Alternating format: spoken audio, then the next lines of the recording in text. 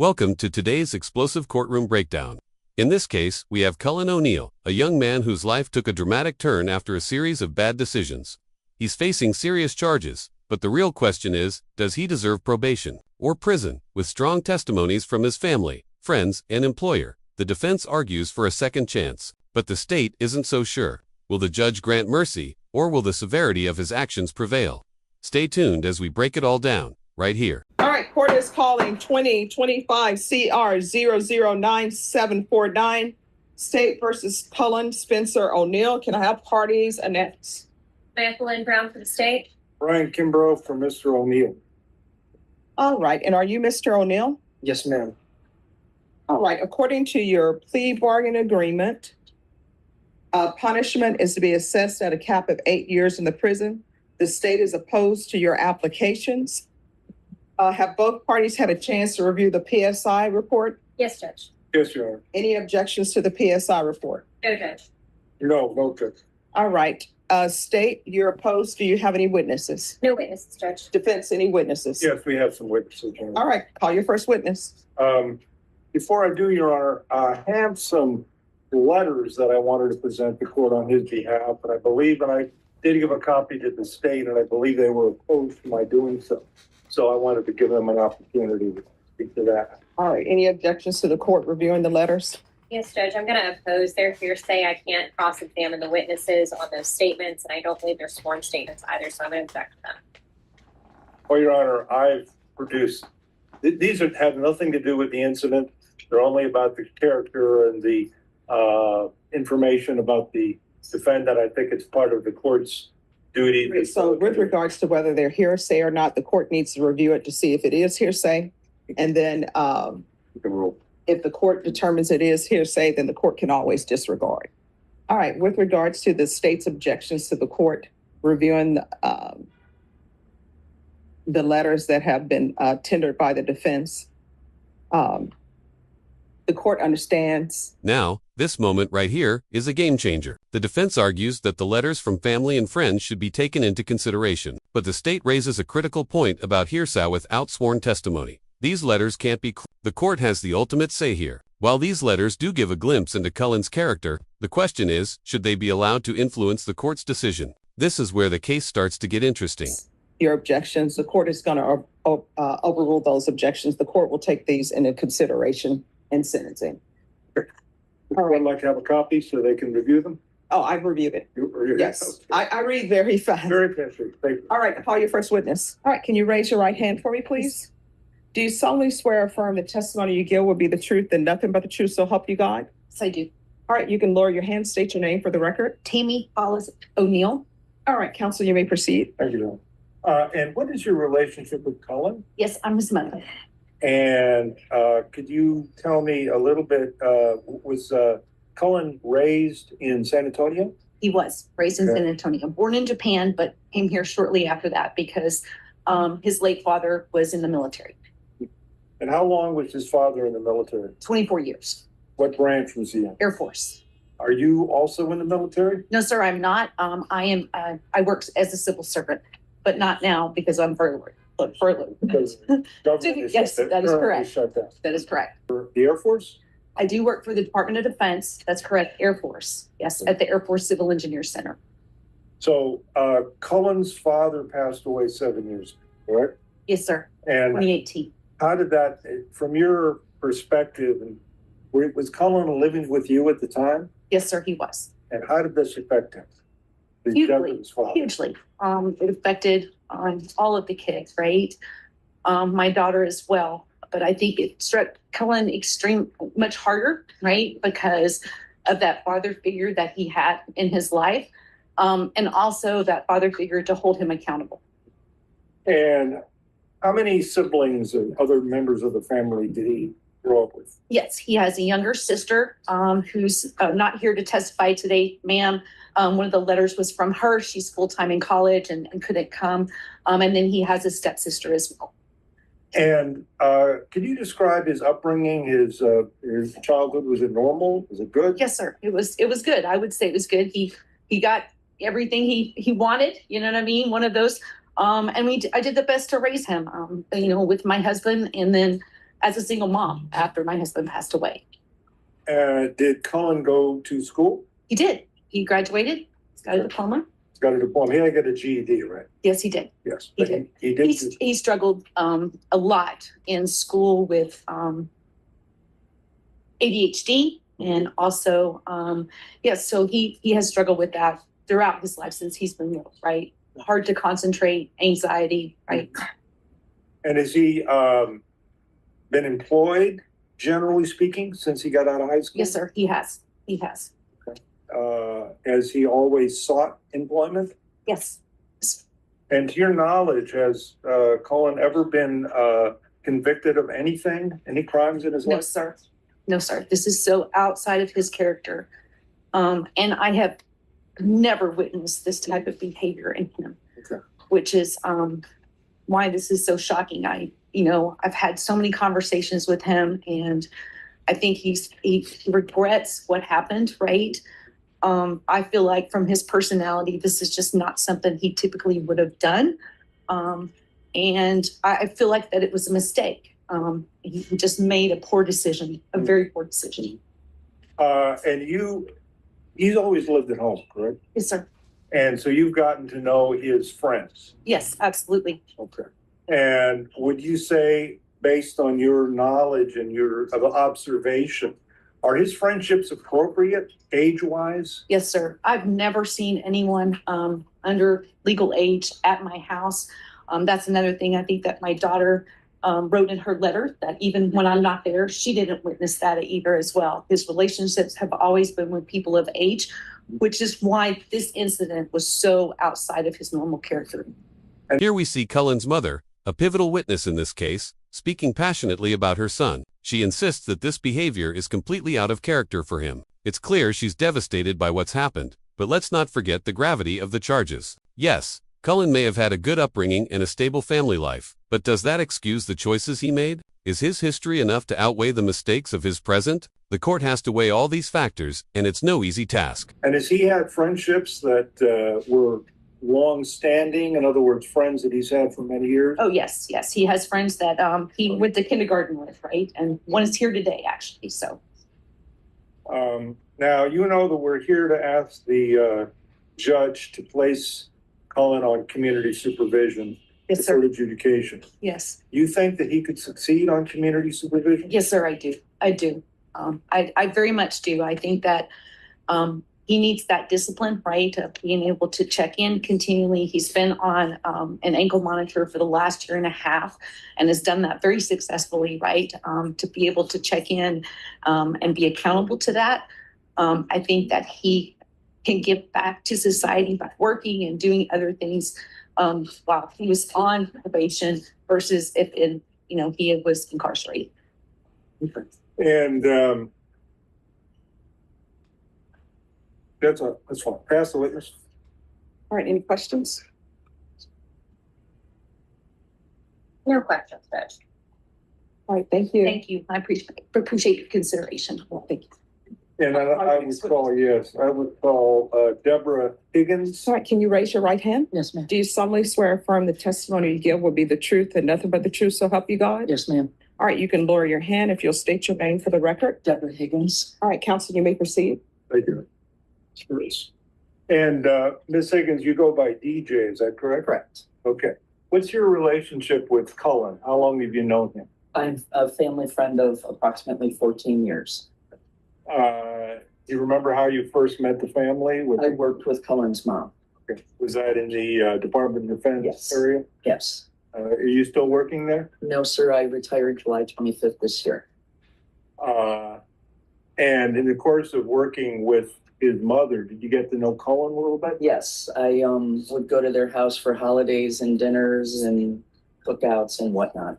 What did you observe about Cullen during your period of knowing him? He's a good kid. He was raised well. I watched how him and his sister were raised. They were raised well. They did well.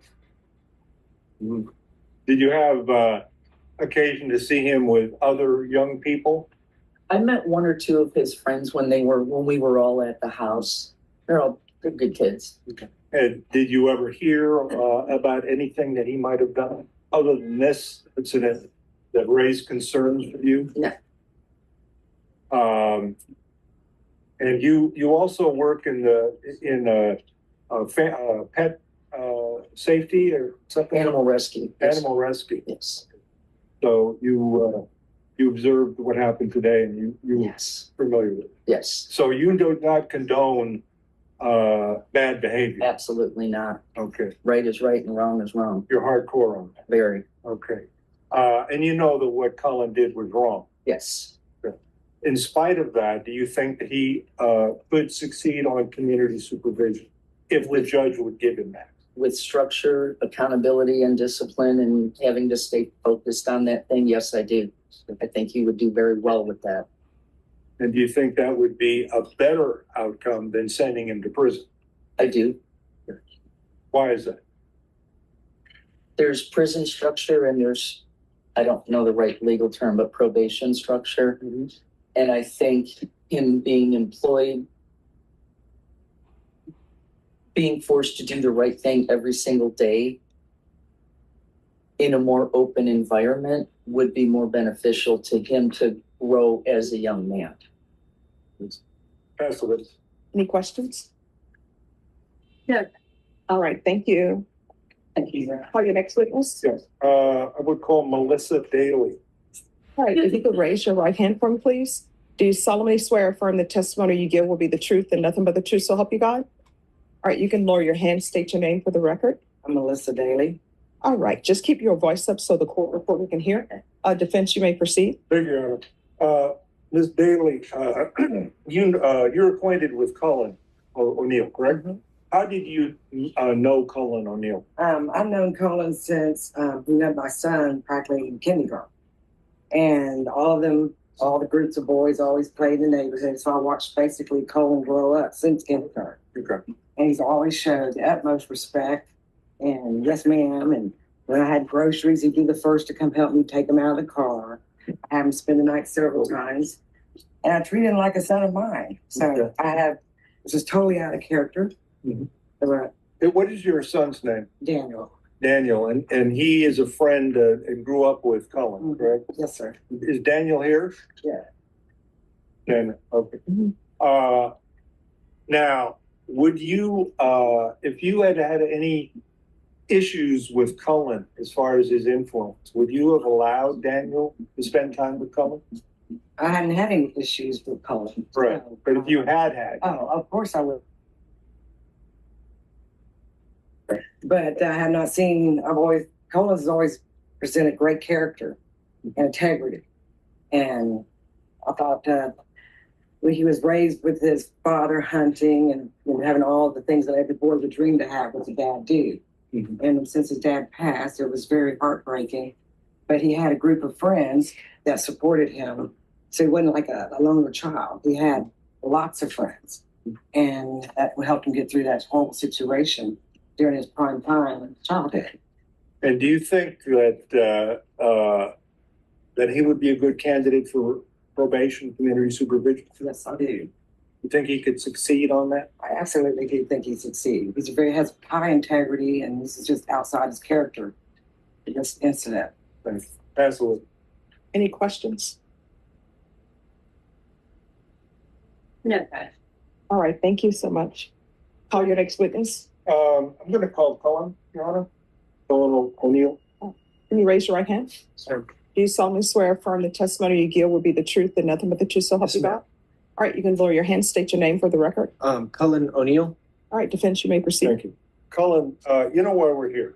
Yeah. Now, we're hearing from a close family friend, Deborah Higgins, who's known Cullen for 14 years. She describes him as a good kid with integrity, which makes this entire situation all the more shocking. But here's the tough question. Just because Cullen has a history of good behavior, does that mean we can look past his egregious actions? The defense is pushing hard for probation, but the state's argument is mounting. Can a good kid make such a mistake and truly learn from it? Let's see how the judge responds. Yes, I do. I made an egregious mistake one night.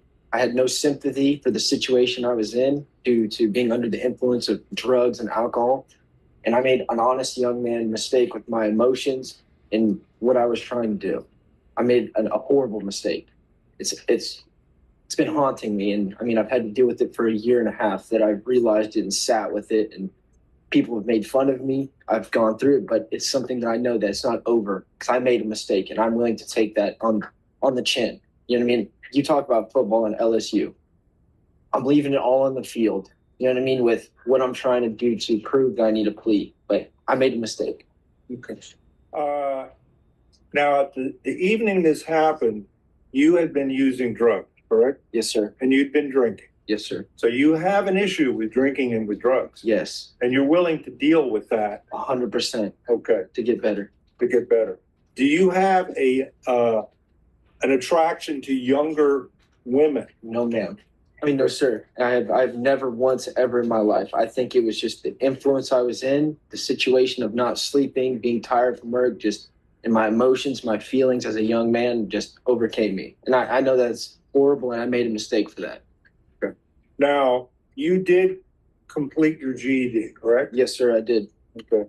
And do you have plans and things that you want to achieve in your life? Yes. So I was a month away from finishing college when this all happened. And I had been held back for a year and a half to even finish college. But what I was doing in college was being a gunsmith. I get with my situation now, I might need to find a different line of work. And what I've been doing as an iron worker and doing stuff outside and building buildings like Chick-fil-A's, Walmart's, and Chase Banks and stuff around the community the best I can. Now, you were employed with an iron, what kind of a company was it? It was an iron company. It was Hill Country Steel. We do all the main steel around all of San Antonio, Austin, and Dallas. We do every Walmart, every Chick-fil-A, every Chase Bank, Okay. every car wash. We provide the steel. Did you start working with them when you were in high school? Yes, right out of high school. One of the letters I gave was from the employer that I've known since right out of high school, and he helped me a lot. And he knew about my situation through house arrest and getting my job back.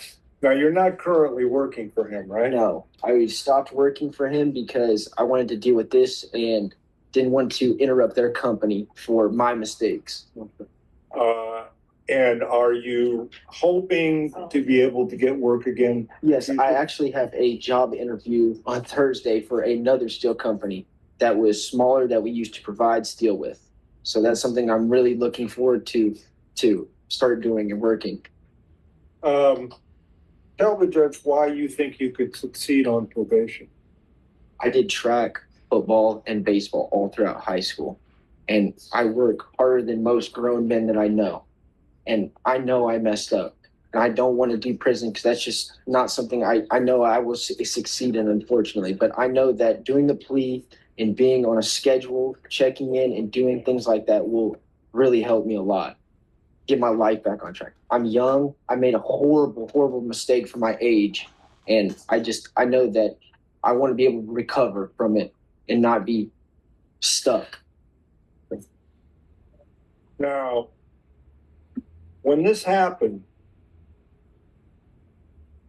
understanding the situation, you do admit that you were told that the girl was 15. Yes, correct? Yes, and you also admit that when you were going to see her, it was because you were intending to have with her, right? Yes, I admit to that. You know what I mean? I admit to the court to take my honesty because I made a mistake. Yeah.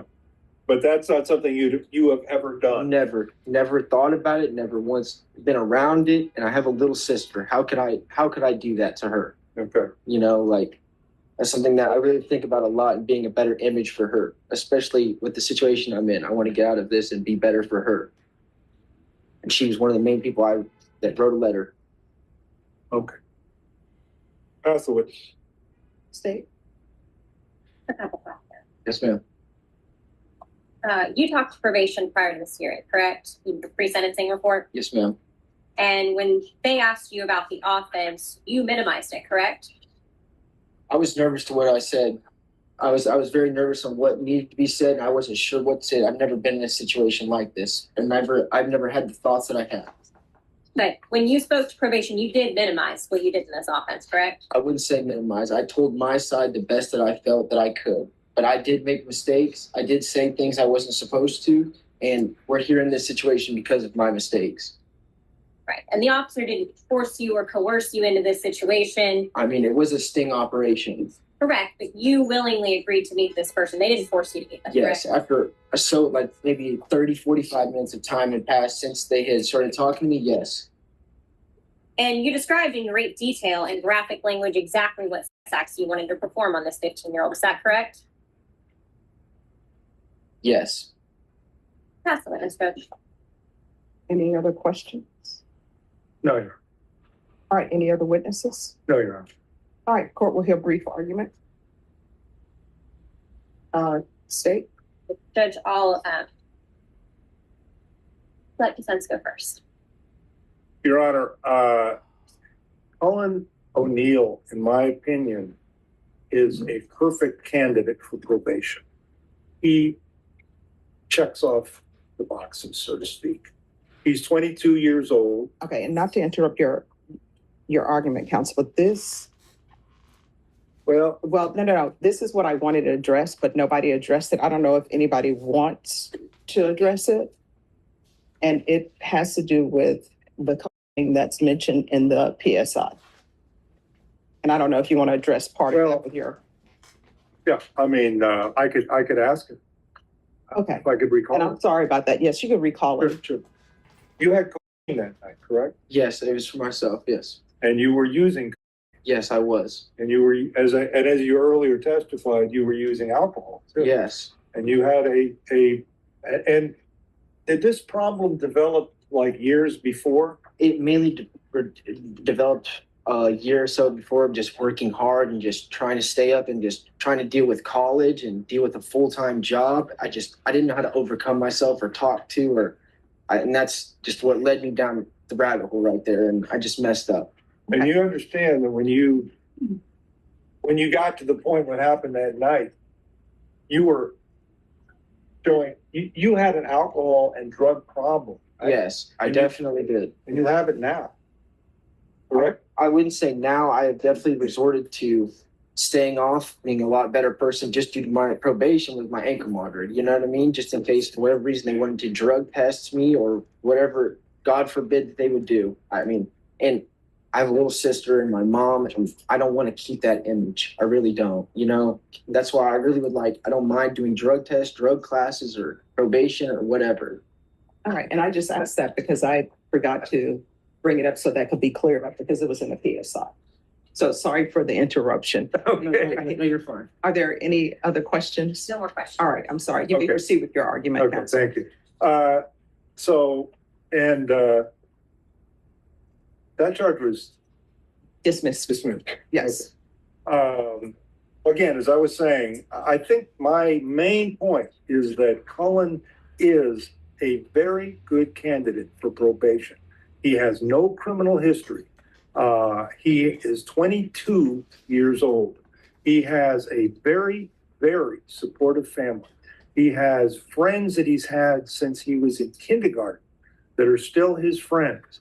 I brought family members and I brought friends that have known him that are not related to him. All of them, including the letters that the court read from his employer and from other people that are friends that are not family. His sister did write a letter. All of them attesting to Cullen's character and their long history of knowing him. That isn't to say that what he did was not illegal and wrong. He should be punished for it.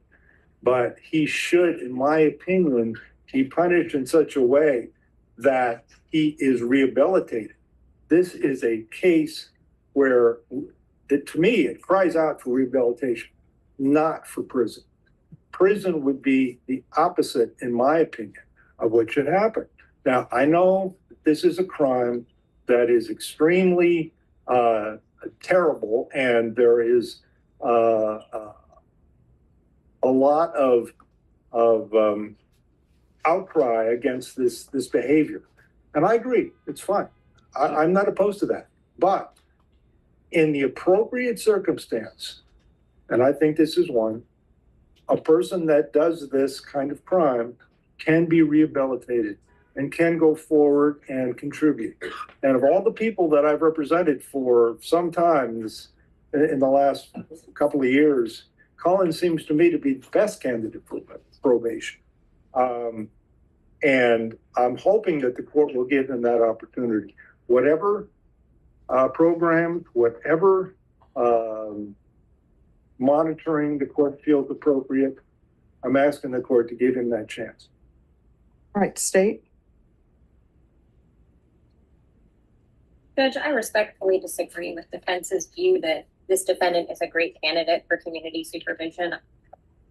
This defendant has a pattern and throughout this case of hiding and minimizing his behavior. When he speaks with the undercover, instead of putting what he wants to do in a text message, he insists on talking. And he says those things over a voice message, so it's less traceable.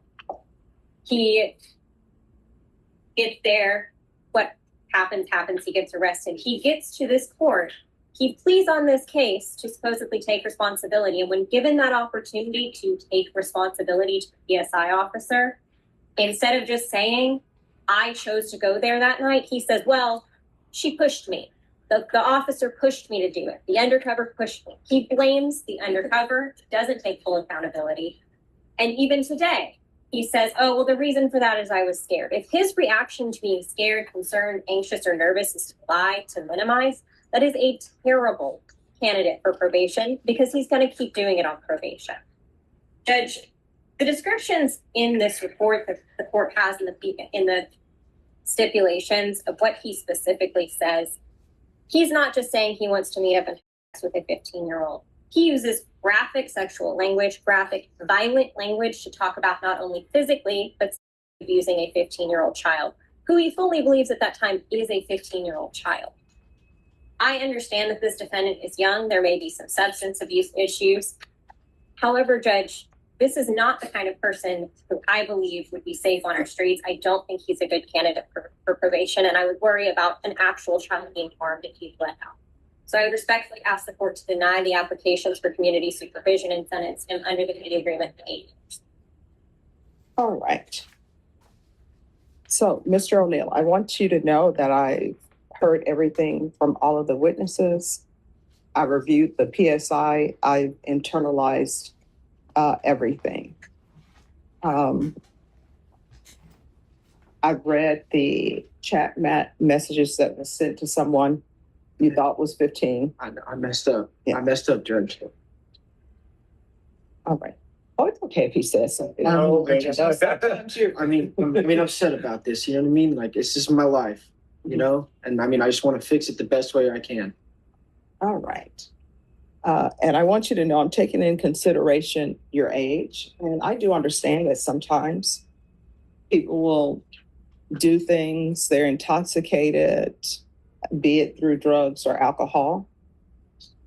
However, in reading the stipulations and in reading the PSI reports, there were so many times that you could have just pulled back. I did not understand.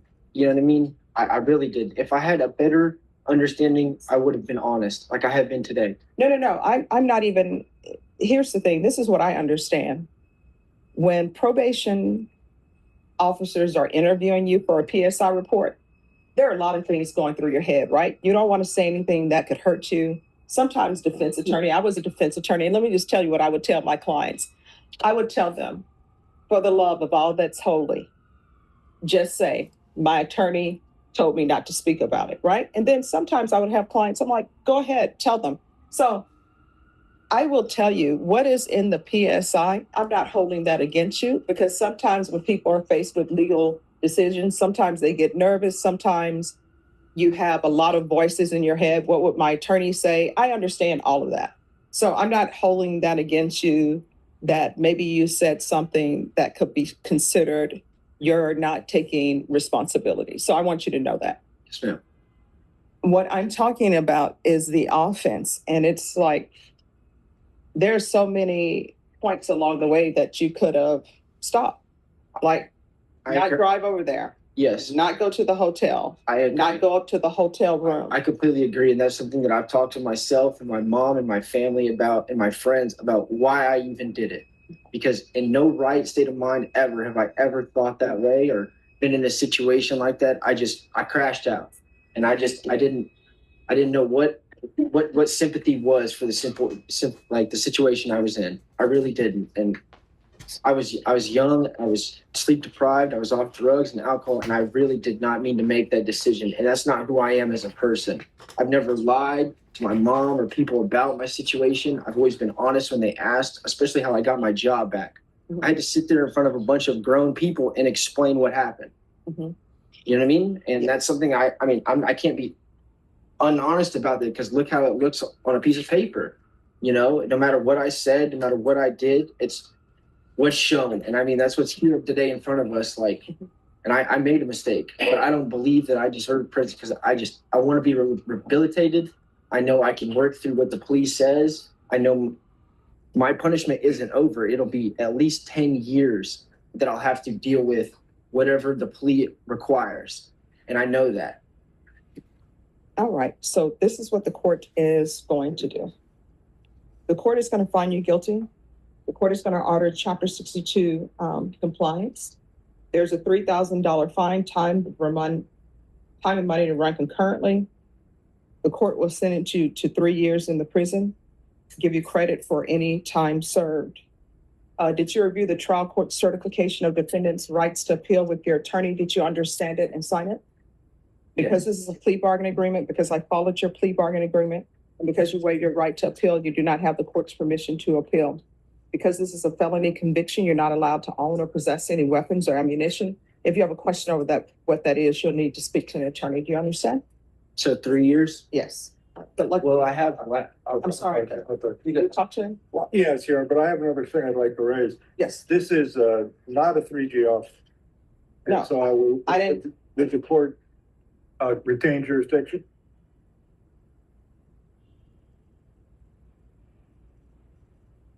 I'll consider it. I'll tell you what, you can file whatever you want to file, and then the state, you can, make whatever arguments you May I- want to make, counsel. May I hug my mom? No, you'll have to talk to the deputies. They're in charge of security. The court has deliberated and the sentence has been handed down. Cullen O'Neill will serve 3 years in prison with credit for time served, along with mandatory probation and a hefty fine. This case highlights the importance of accountability, no matter how out of character the crime may seem. With such severe charges, it's clear that actions have consequences. If you found this case as shocking as we did, make sure to hit that like button, share your thoughts in the comments, and don't forget to subscribe for more jaw-dropping courtroom breakdowns. Stay tuned for more updates.